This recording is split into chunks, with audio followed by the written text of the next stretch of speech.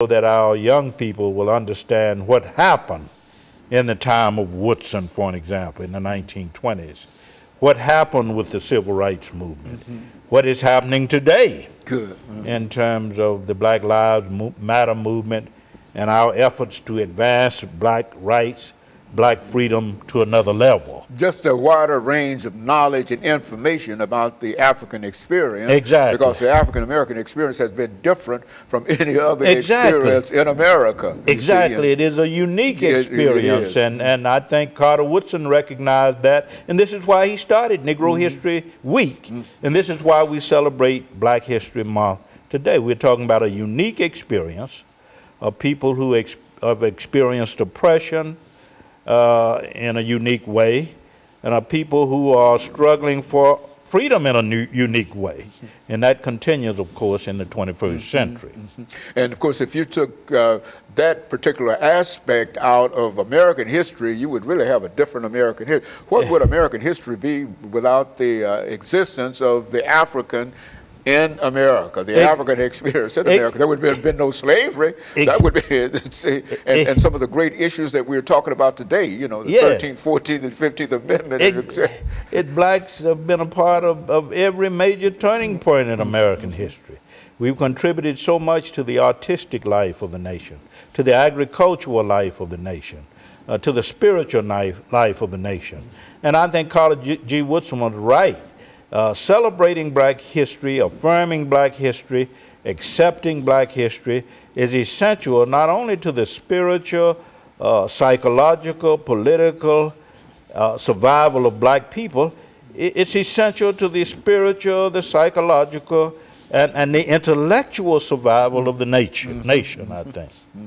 And so on at the end of this century, I think we can still hope for there being some element dealing with the African American experience, because this is an experience that is going to continue. No matter how integrated the African become within American society, there will always be that aspect that of his story that has to be told. Exactly, and we should not treat it as a footnote to American history.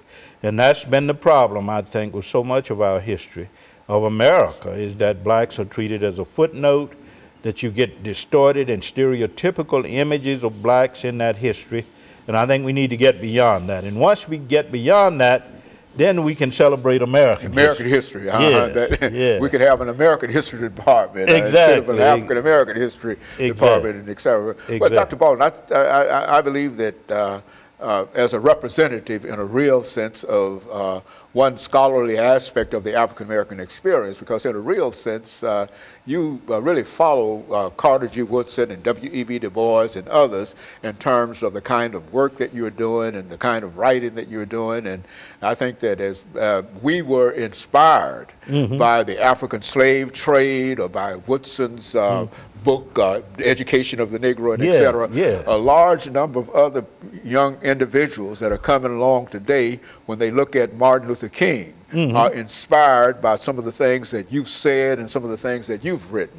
And so, also you. And I think that we've all had some hand in helping to broaden the whole understanding of what the African American experience has been all about. Exactly.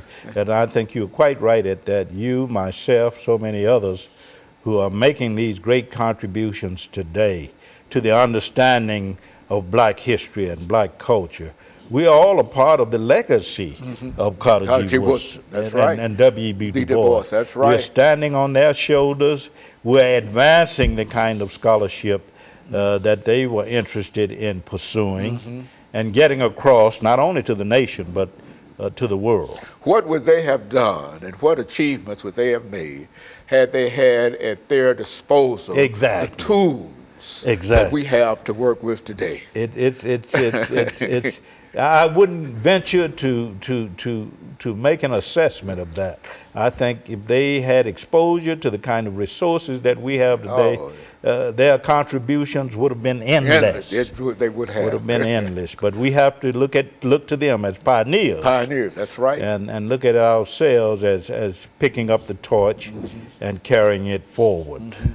And I'm glad to say that I know Dr. LBaldwin. You know, I'm glad to say that I know Dr. tell people all the time, Haney. you know, that I know Dr. Baldwin. You know, he's written all those books about the African experience that has had. I know Dr. James Haney. I knew you before your work before I knew you. And so, Dr. Baldwin, and I say that you've done so much in terms of contributing to this particular show, and I think I've said it on many occasions. It goes back for the last 25 or 30 years. You've contributed to this show as much as you've contributed to the writing of the books, because most of the time when you write the book, we find out about it on this show, even though you're circulated worldwide in a real sense. Thank you so much. It gives us sort of a special opportunity and a special privilege. And what you're doing is equally important. Tie into all of these things. And so I want to thank you for coming by and sharing this information with our audience this morning, because I know that it's very, very important.